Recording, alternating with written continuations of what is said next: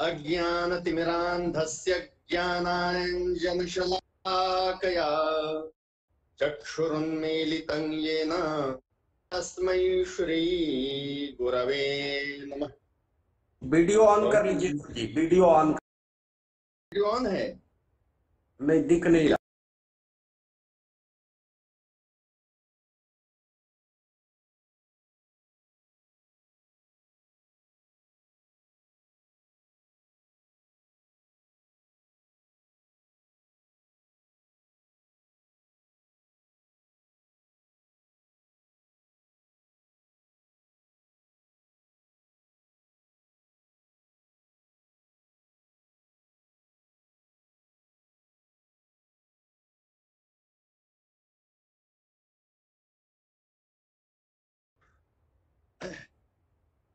वंशी विभूषित करान्नवनीरदाभा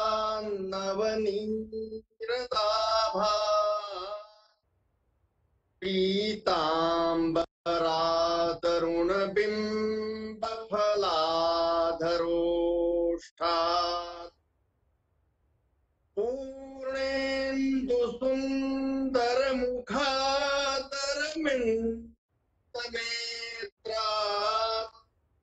कृष्णात् परं किमपि तत्त्वमहं न जाने।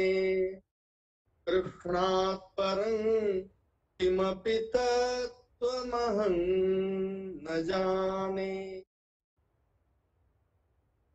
काशी हिंदू विश्वविद्यालय के संस्कृत विद्या धर्म विज्ञान संकाय के आचार्य, वेद विभाग के पूर्व अध्यक्ष और काशी हिंदू विश्वविद्यालय के ही वैदिक विज्ञान केंद्र के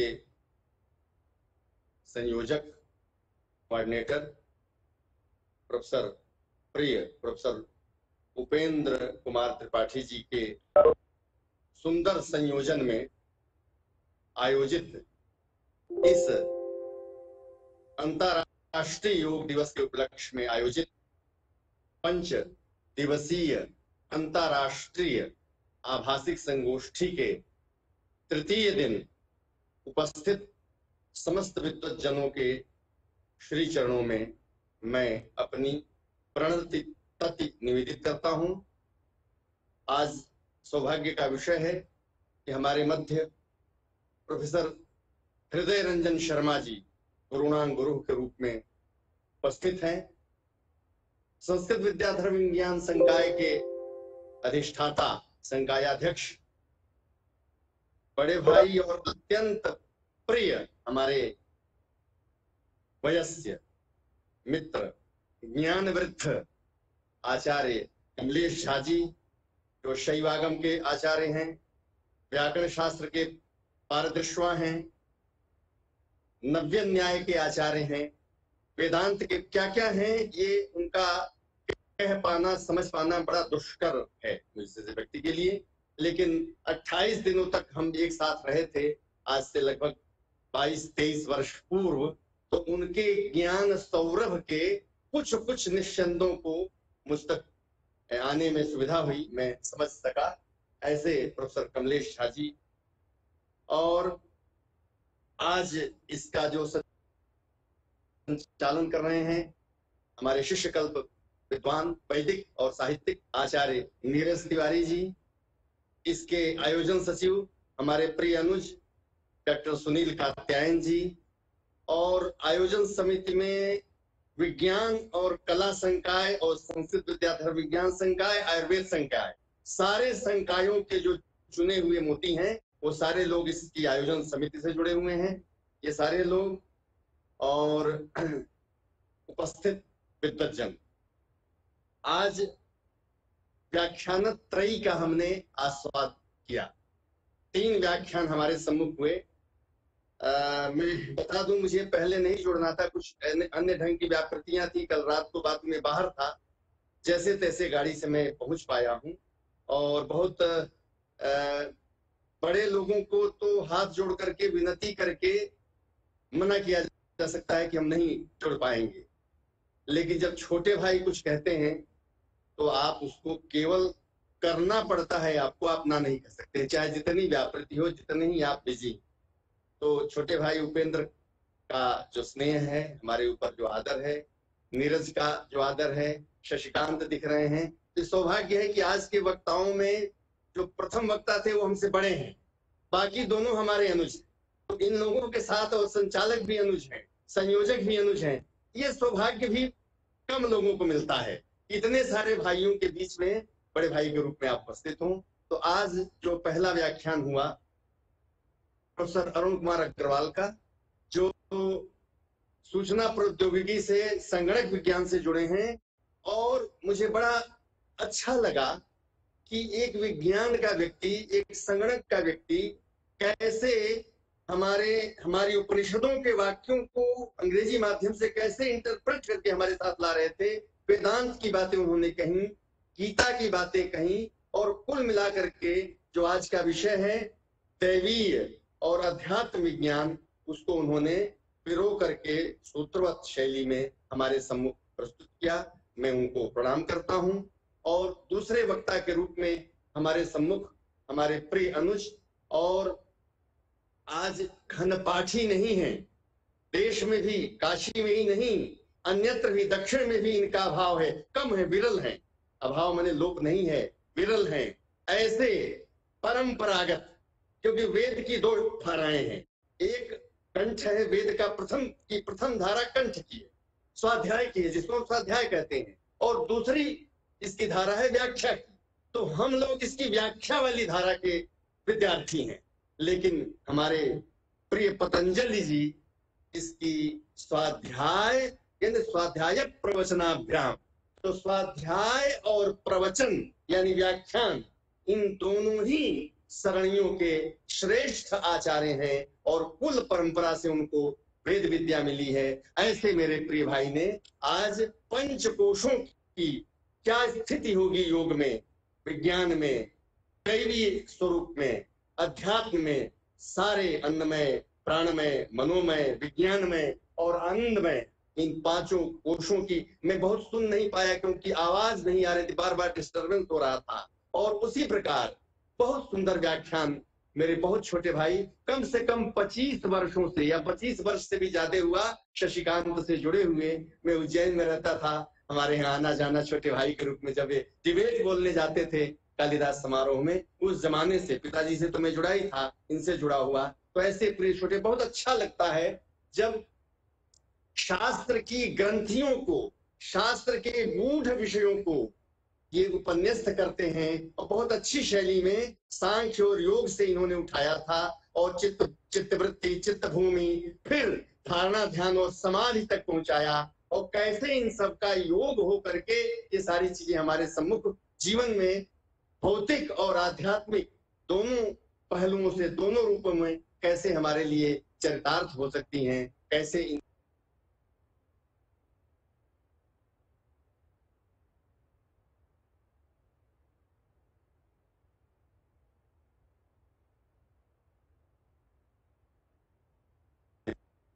मैं क्या कहूं, वस्तुस्थिति में कट गया,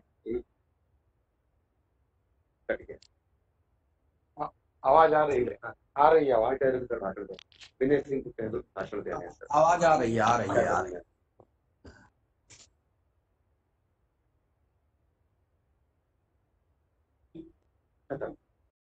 हाँ, ध्वनि आ रही है।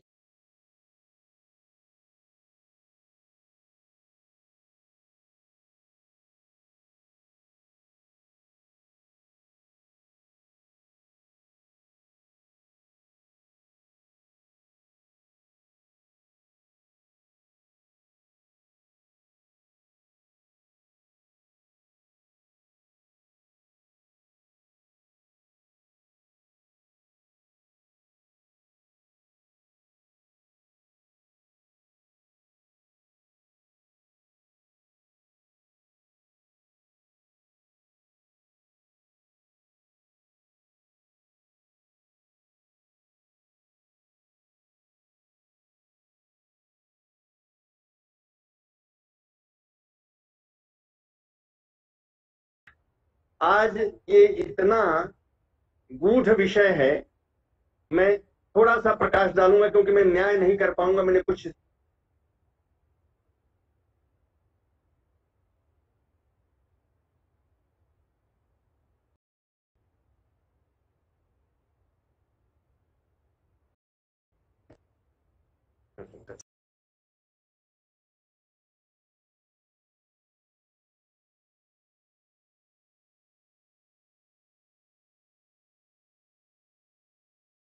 आज का जिसका बड़ा सुंदर गुंफन किया है हमारे पूर्व वक्ताओं ने, आचार्यों ने, मैं समाहार करना चाहूंगा उसका।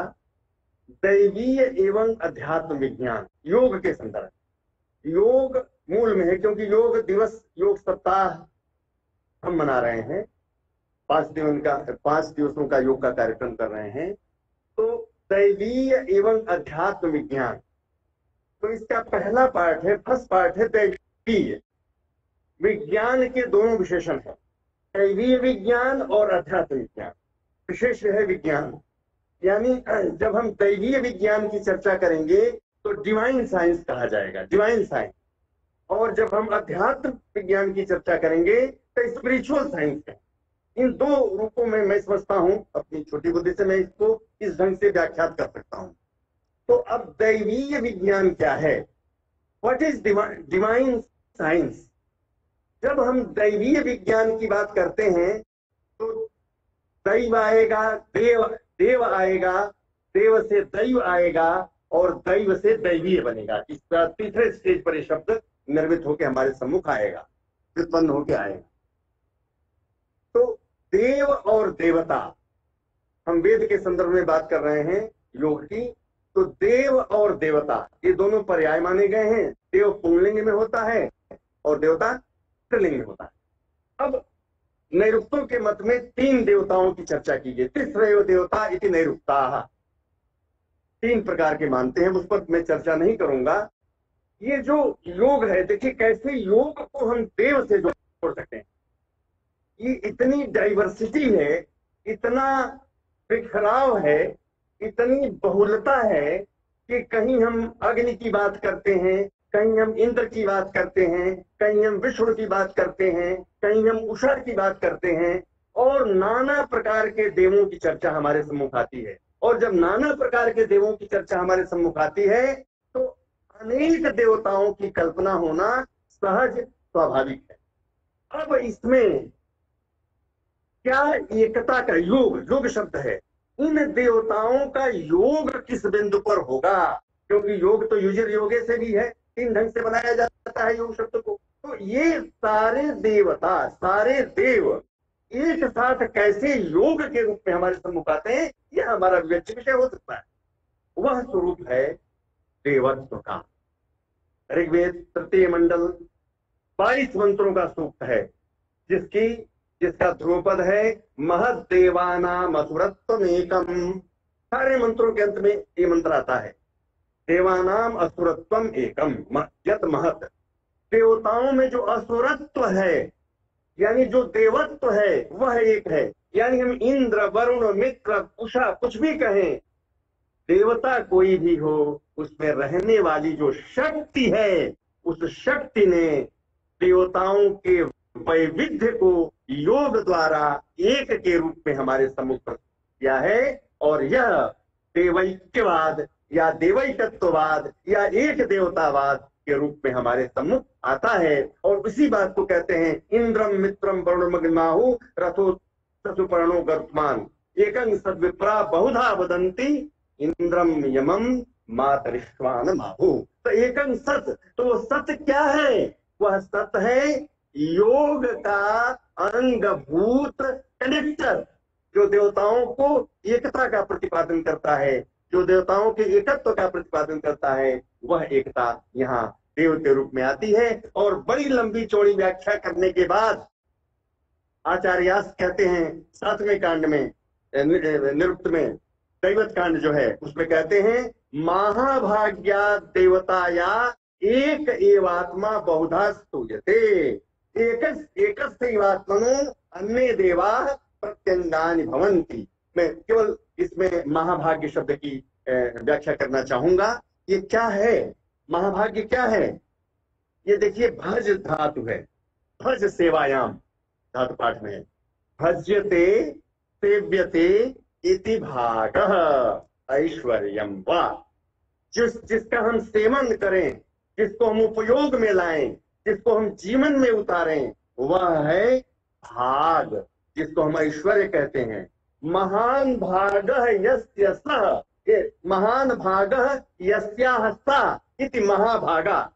महान हो, बबरी समास बन गया। महान हो भाग जिसका, ऐश्वर्य जिसका, उसको कहेंगे महाभागा। और महाभागा याः भावः महाभाग्यम तस्मात् महाभाग्या, यानी उस महाभाग्य से, यानी महैश्वर्यवत्वात्, महान ऐश्वर्यशाली होने के कारण ये देवता जो हैं महान ऐश्वर्यशाली हैं, इसलिए उनका एक ही आत्मा अनेक प्रकार से हमारे सम्मुख स्तुत होता है, हमारे सम्मुख आता है और सारे उसके प्रत्यंग बनते हैं। प्रत्यंग बनना न्यूनता का द्योतक नहीं है, समता का द्योतक है, एकता का द्योतक है, योग का द्योतक है। और यही योग की महत्ता है, जो दैवीय विज्ञान को, जो डिवाइन साइंस की ओर हमको ले जाती है। और यही आत्मतत्व में ज्यादा नहीं कहूंगा, केवल इस शब्द पर मैंने इतनी व्याख्या की।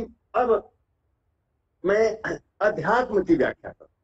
अध्यात्म जो है वस्तुतः क्या है? अब हम जानते हैं इस शब्द की निष्पत्ति जब हम करने के लिए व्याकरण में प्रवृत्त होते हैं तो लौकिक विग्रह और अलौकिक विग्रह करते हैं। अलौकिक विग्रह में हम कहते हैं अधि आत्मन, और लौकिक विग्रह में हम करते हैं आत्मन। सीधा सीधा इसका हो गया, यानी आत्मा में। आपको गीता का एक श्लोक मुझे इस संबंध में याद आ गया। अर्जुन कहते हैं भगवान से, किं तद ब्रह्म किमध्यात्मं किं कर्म पुरुषोत्तम अधिभूतं च किं प्रोक्त मधिदैवं किमुच्यते। बड़ी सुंदर व्याख्या आध्यात्मिक भौतिक आध्यात्मिक की गई थी हमारे सामने।